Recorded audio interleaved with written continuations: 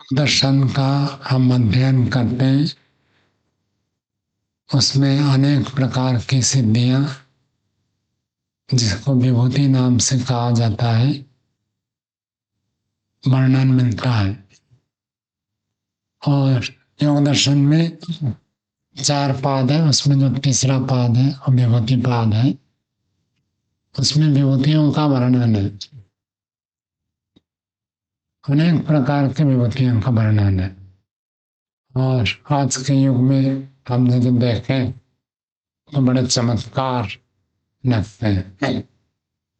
तो इसलिए कई लोग कहते हैं नहीं, ये सब लिखा है ठीक नहीं है, और कई लोग कहते हैं नहीं नहीं, ये बिल्कुल सत्य है। और तीसरा पक्ष आ जाता है परीक्षण करने योग्य, यदि कोई व्यक्ति करके दिखा तो सत्य है। और अनेक व्यक्ति ऐसे मिलते हैं जो कहते हैं हमने तो ऐसे देखा है। तो इस प्रकार के विभिन्न प्रकार के बातें आती हैं। जिस एक विषय में अनेक प्रकार बातें आती हैं तो फिर वो सामान्य व्यक्ति के लिए संशय हो जाता है, वास्तव में ऐसे होता है नहीं होता है, होता है तो कैसे होता है, क्यों होता है। सामान्य व्यक्ति जो उपलब्धि को प्राप्त करता है, कारण कार्य का जो नियम है वो वैज्ञानिक भी स्वीकार करते हैं और अमान्य भी स्वीकार करते हैं। किसी चीज में नमक डालेंगे तो नमकीन बनेगा, चीनी डालेंगे तो मीठा बनेगा। जहाँ ऐसे नियम है वो तो हमको पता चल जाता है। और भी कोई व्यक्ति कंप्यूटर को चलाता है, कंप्यूटर खराब हो तो ठीक कर देता है, तो इसका मतलब उसने पहले ही ज्ञान प्राप्त किया है। अब ज्ञान कैसे प्राप्त किया, किसी कॉलेज में यूनिवर्सिटी में पढ़कर किया है, अथवा किसी व्यक्ति के पास रहकर सीखा है, अथवा स्वयं चलाते चलाते प्रयोग करते करते अभ्यास करते करते कुछ एक एक चीज ढूंढते ढूंढते उन्होंने सीखा तो है। तो कारण कुछ भी हो सकता है। तो जहाँ कारण कार्य का नियम होता है वहां तो स्पष्ट समझ में आ जाता है। लेकिन जहाँ हमको कारण का पता नहीं चलता है वहां व्यक्ति उसको स्वीकार नहीं करता अथवा संशय करता है। जैसे योग दर्शन में अणिमादि 8 ऐश्वर्यों की बात की गई है। तो अणिमा सबसे पहले, इसलिए अणिमा आदि कहते हैं। अणिमा, गरिमा, लघिमा, महिमा, प्राप्ति और प्राकाम्य, काम, अवसायित्व, ऐसे ऐसे 8 ऐश्वर्यों का वर्णन किया गया। तो सबसे पहले जो रखा अणिमा, महर्षि व्यास जी ने लिखा अणिमा इति अणुभवति, अणु हो जाता है, छोटा हो जाता है। तो जो व्यक्ति किसी भौतिक पदार्थ को छोटा करता है, बड़ा करता है, वो तो हमको समझ में आ जाता है। लेकिन शरीर को कैसे छोटा करेगा, कैसे बड़ा करेगा, ऐसे ऐसे प्रश्न उठते हैं। अणुआ अणिमा अणुभवति, शरीर नहीं लिखा है। तो महर्षि दयानंद लिखा अणिमा आदि ऐश्वर्य जो होता है मन में होते हैं। उन्होंने एक समाधान दिया कि मन में व्यक्ति ऐसा अणु जैसे अनुभव करता है, और जो भी गहराई में ध्यान साधना उपासना में जाते हैं तो ऐसे सूक्ष्मता की अनुभूति होती है। ऐसे लगेगा मैं एकदम से छोटा हो गया हूँ, तुच्छ हो गया हूँ, और कभी लगेगा मैं विराट हो गया हूँ, बहुत बड़ा होगा। आँख खोल देंगे तो स्वरूप स्थिति हो जाएगी, शरीर जैसा ऐसे लगेगा। आँख बंद करके जैसे गहराई ध्यान में जाते हैं, कभी कभी ऐसे अणु की अनुभूति होती है और बहुत बड़ा ऐसा होगा। यदि आपने रामायण आदि सीरियल देखे हैं, कुंभकर्ण का आकार कितना बड़ा देखा है और बाकी सब उसके सामने छोटे छोटे देखा है। ऐसे भी व्यक्ति को अनुभूति होती है, मैं इतना बड़ा हो गया, बाकी सब तो छोटे छोटे हैं। और वहां भी लिखा है योग दर्शन में कि योगी जो है पर्वत के ऊपर स्थित है और बाकी सब लोग नीचे हैं। और कभी आप बड़े पहाड़ के ऊपर जाओगे तो छोटे के व्यक्ति देखेंगे तो ऐसे कीड़े मकोड़े जैसे छोटे छोटे दिखते हैं। हाँ, हवाई जहाज में भी देखेंगे तो ऐसे जब वो ऊपर जाता है तो ऐसे दिखते हैं, छोटे छोटे हो जाते हैं। मकान भी ऐसे छोटे छोटे लगते हैं। तो कभी ऐसे अनुभूति होती है। ये तो चित्त की स्थिति है, इसमें तो किसी कोई भी शिव अस्वीकार नहीं करता। चित्त में ऐसी स्थिति बनती है क्योंकि योग जो है चित्त की स्थिति है ना, चित्त वृत्ति को निरोध कर देते हैं, तब संप्रज्ञात समाधि में अनेक प्रकार की अनुभूतियां होती है। तो इसको तो कोई भी अस्वीकार नहीं करता। अब जब प्रश्न आता है कि रामायण में एक वर्णन आता है सुरसा नामक एक राक्षसी थी और वह लंका के प्रवेश द्वार पर खड़ी रहती थी। वहाँ हनुमान जी वहां पहुंचे तो उन्होंने विस्तार किया। उसका अलग रूप से विचार कर सकते हैं। एक तो होता है कि सुरसा राक्षसी ने मुंह फैलाए हनुमान जी को निगलने के लिए, तो हनुमान जी अपने शरीर को और बड़ा कर दिए तो उसका मुंह छोटा पड़ गया, तो वो निकलेंगे कैसे। फिर उन्होंने मुंह को और फैलाई, बड़ा कर दिया, तो हनुमान जी शरीर को और बड़े किए। तो ऐसे होते होते फिर आखिरी में हनुमान जी छोटे मक्खी जैसे होकर उसके मुंह में घुस गए और कान से निकल गए। ऐसे वहां वर्णन है। तो मक्खी तो मुंह से घुसकर कान से निकल सकता है, ऐसे वर्णन है। तब ये वास्तव में क्या शरीर को ऐसे फैलाना सिकुड़ना होगा? कितनी स्थिति है? जब अणिमा आदि स्थिति सिद्धियां है तो अणिमा में तो शरीर शब्द नहीं लिखा, अन्य सिद्धि में है। योगी शरीर का निर्माण करता है, चित्त का निर्माण करता है, ये सब तो वर्णन मिलता है। जो अणिमा सिद्धि है उसमें शरीर बात नहीं है। यदि शरीर भी हो, मानव शरीर ऐसे बढ़ता है छोटा होता है, तो वो अभी हमारे ज्ञान में नहीं है। तो कई लोग कहते हैं कि योग दर्शन में व्यास भाष्य में बहुत जगह पर प्रक्षिप्त है। तो अब वास्तव में प्रक्षिप्त है या वास्तव में महर्षि व्यास ने लिखा?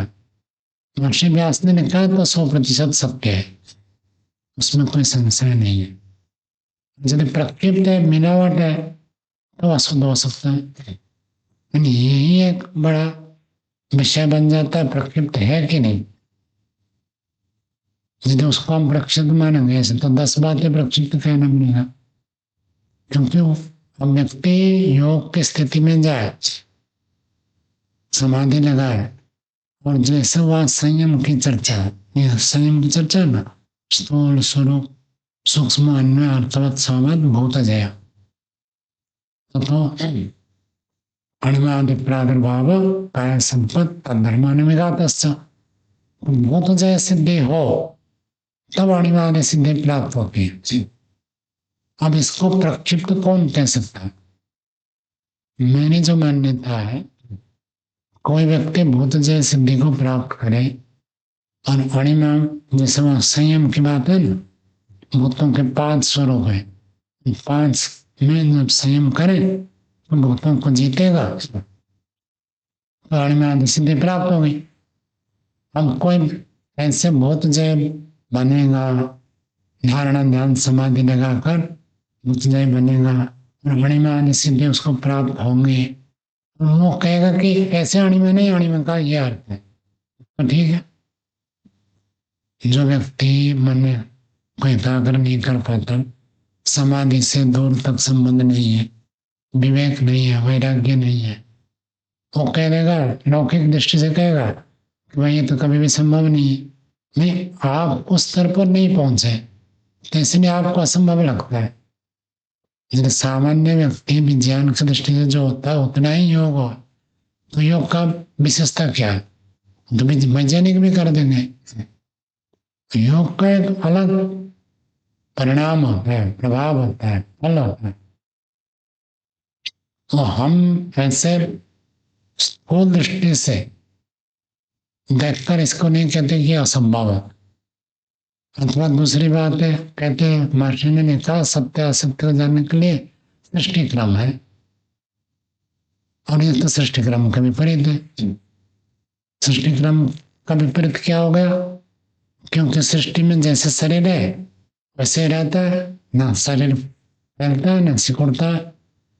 वो तो बचपन से लेकर जवानी तक धीरे धीरे बड़ा होता है। एकदम से 1 घंटे में, 1 मिनट में, 1 सेकंड में कोई शरीर को बढ़ा दे, ऐसे सृष्टि क्रम में नहीं।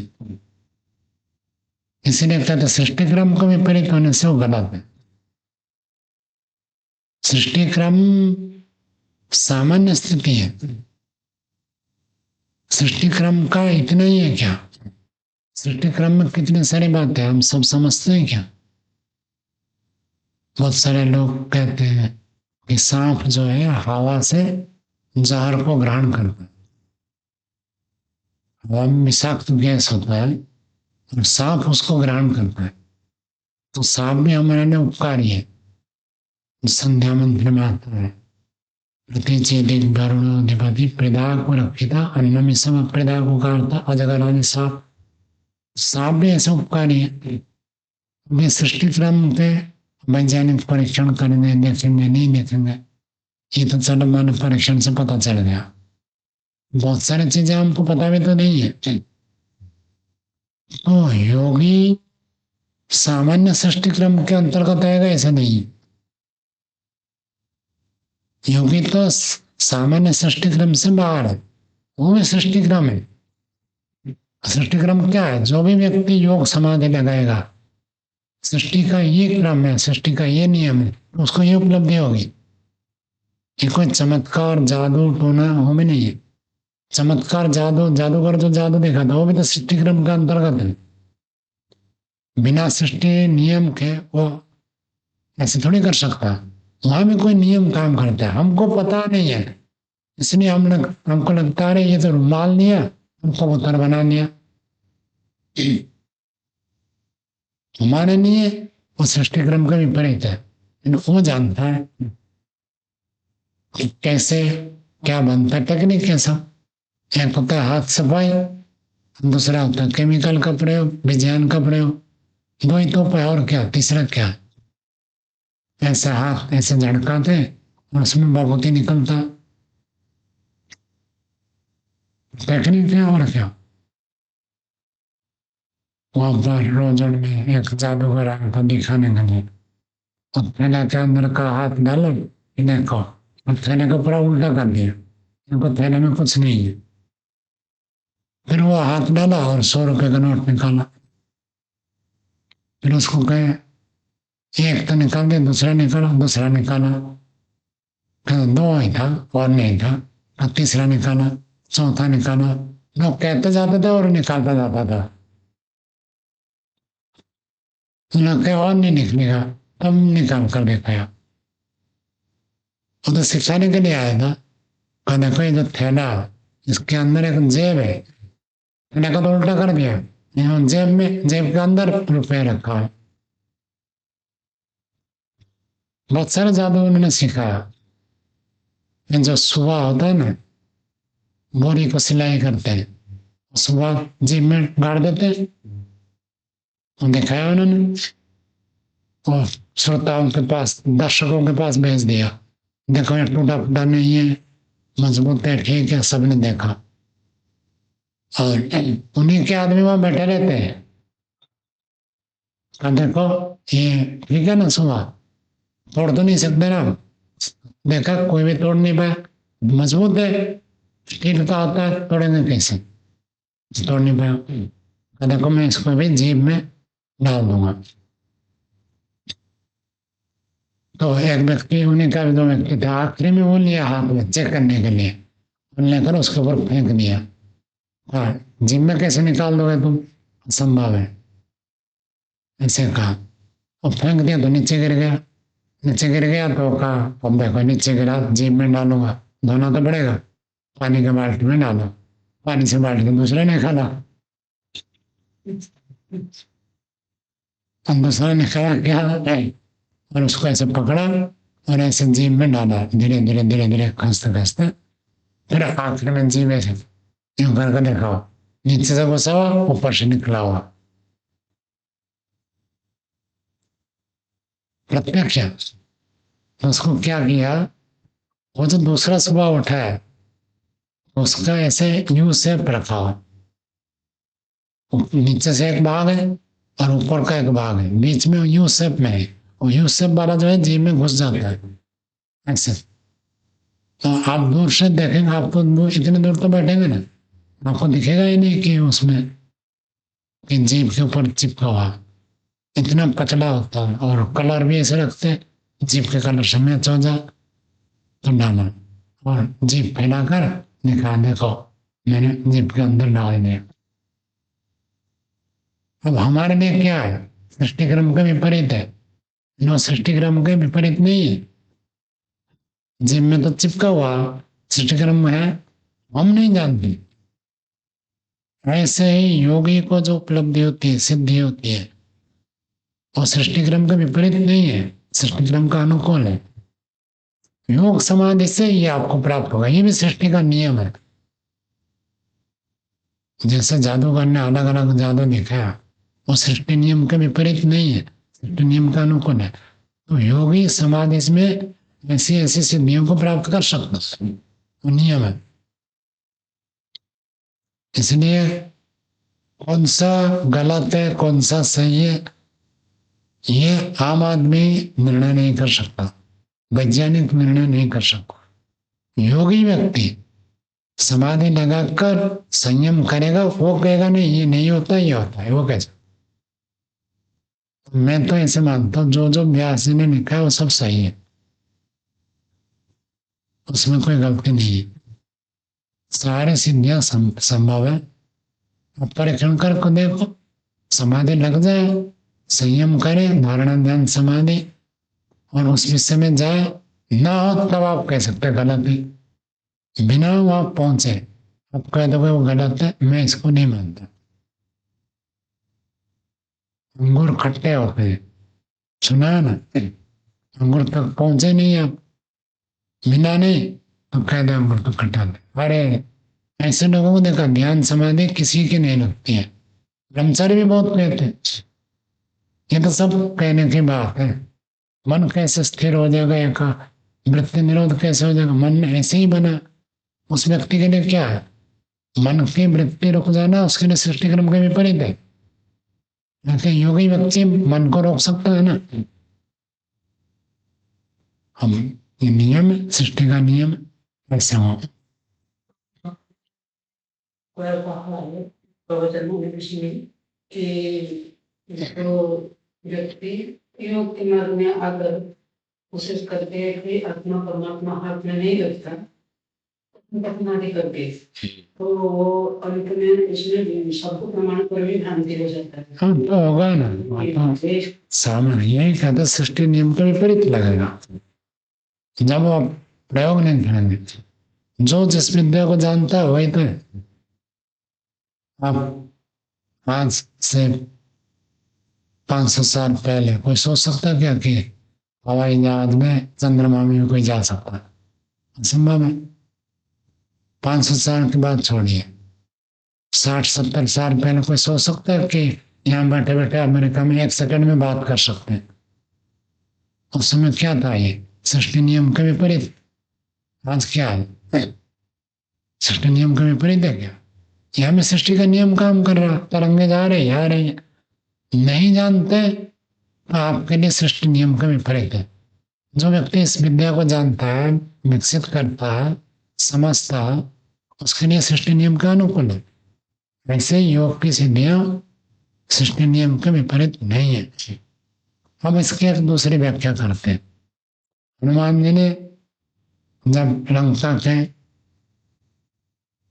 दरवाजे पर पहुंचे, वहां जो राक्षसी थी सुरसा, उन्होंने मुंह फैलाया, तब कहा कि देखो मेरी इतनी ताकत है, आपको तो मैं ऐसे ही कच्चा खा जाऊंगी, आपको मार सकती हूँ, नष्ट कर सकती हूँ। हनुमान जी ने कहा आपकी क्या ताकत है? मेरी ताकत तो आपसे भी बड़ी है, मैं ये भी कर सकता हूँ। उन्होंने कहा आप ये कर सकते हो, मैं ये कर सकती हूँ। तो ये सब चला, एक दूसरे को बढ़ाए फैलाए, बढ़ते बढ़ते हनुमान जी ने कहा कोई बात नहीं, चलो आपको बड़ा मान लेता हूँ। अब जब किसी की प्रशंसा करेंगे वो व्यक्ति अनुकूल हो जाता है, मुझे थोड़ा घूमने तो दो, मैं घूम कर आऊंगा, आप तो इतने बड़े हो और यहाँ इतने बड़े बड़े सब योद्धा है, मैं तो एक सामान्य व्यक्ति हूँ, मैं जाकर क्या कर सकता हूँ? किसी का तो कुछ बिगाड़ नहीं सकता। सुना है लंका स्वर्णमयी है, तो थोड़ा घूम कर आ जाता हूँ, आपकी अनुमति हो तो चले जाओ। जैसे आप दूसरे को समर्पित हो जाओगे, वो व्यक्ति आपका अनुकूल बनता है, चलो चलो जाओ कोई बात नहीं। आयन कानून देखा हुआ तो कहेगा मेरे पास ज्यादा ताकत है, आप कहेगा हम तो आपके ही हैं, आप अपने बच्चे को नहीं छोड़ेंगे क्या? हम तो आपके बच्चे जैसे हैं। अब जब उसको कह दोगे, किसी को कह दोगे माता जी पिताजी, तो बहुत प्रभावित, भावनात्मक जो कह रहे थे ना, भावनात्मक प्रभावित हो जाते, फिर कहते कोई बात नहीं जाओ। तो इस रूप में उसका वर्णन विद्वान लोग करते हैं कि उन्होंने अपनी बड़ी माँ दिखाई तो वो अपनी बड़ी माँ दिखाई, फिर वो तुच्छ, अरे मैं तो तुच्छ हूँ, खाली आपको ऐसे कह रहा था आपके बारे में सुनने के लिए, तो आप तो वास्तव में बहुत बड़े हैं, ऐसे कहकर कुछ भाव प्रकट करके अंदर प्रवेश किए जाने के लिए। और यदि शरीर से होता है वो कहा नहीं जा सकता, कोई योगी करे कर सकता तो अलग बात, अभी ऐसे कोई उपलब्ध नहीं। बहुत सारे ऐसे लोग कहते हैं कि हमने ऐसे योगी को देखा जो ये सिद्धि प्राप्त किए है, ऐसे किया है, हो भी सकता है, उसका कोई मना नहीं है, लेकिन जब तक वो एक व्यापक स्तर पर प्रामाणिक न हो जाता तो उसको हम मान्य नहीं कर सकते। जैसे बहुत सारे लोग कहते हैं पूर्व जन्म का याद आ गया, पिछले जन्म में वहां था, यहाँ जन्म हुआ था, मेरे माता पिता ये थे, पत्नी ये थी, ये सब बताते हैं, लेकिन वो एक नियम पूर्वक नहीं है ना। किसी को याद आ गया, सबको याद आता है ये तो नहीं कहा जा सकता है ना। तो जहाँ नियम पूर्वक हो तो हो। अब बहुत दूसरे लोग आक्षेप करते हैं यदि योगी के पास ये सिद्धि है, दिखाए कौन है? तो जादूगर थोड़ी है आप बैठकर सिद्धि दिखाएगा, उसको जब आवश्यकता है वो प्रयोग करेगा। तो वहां सब जगह ये नियम है, संयम करने से सिद्धि होती है। तो संयम आपकी इच्छा से करेगा क्या? जब उसकी आवश्यकता है वो करेगा, जब आवश्यकता नहीं है नहीं करेगा। आपको दिखाएंगे नहीं, हमको दिखाए हम मानेंगे, आप मानो ना मानो उनको क्या, उन लोग योग के लिए प्रभाव होंगे जो चमत्कार के पीछे सिद्धि के पीछे आएंगे, वो योग में प्रगति नहीं कर सकते, क्योंकि समाधि कब लगेगी? विवेक वैराग्य होने से। और आप आए सिद्धि को चमत्कार को देखकर, तो वैराग्य हुआ राग हुआ, तो ऐसे व्यक्ति को तो कभी समाधि लगेगी नहीं, जो सिद्धि के चक्कर में ही जाता है। सिद्धि आएगी, लेकिन आप सिद्धि के लिए प्रयास करेंगे तो एक राग, यही राग आपको अटकाएगा। आप समाधि के लिए प्रयास करेंगे, विवेक वैराग्य को प्राप्त करेंगे, ध्यान अभ्यास करेंगे तो समाधि लगेगी। समाधि लगाने के बाद आप जानने के लिए एक एक के ऊपर संयम करेंगे तो ठीक स्थितियां अपने आप आएगी। एक स्थिति पहुंचे फिर अगली स्थिति आपको दिखेगी, तो वो हो सकता है। तो सिद्धियों के बारे में हमें स्पष्टता होनी चाहिए। जो व्यास जी ने लिखा है वो बिल्कुल सही है। सामान्य व्यक्ति के पास ये अधिकार नहीं होता कि कह दे कि ये गलत लिखा। आज इतना ही। विराम देते। ओ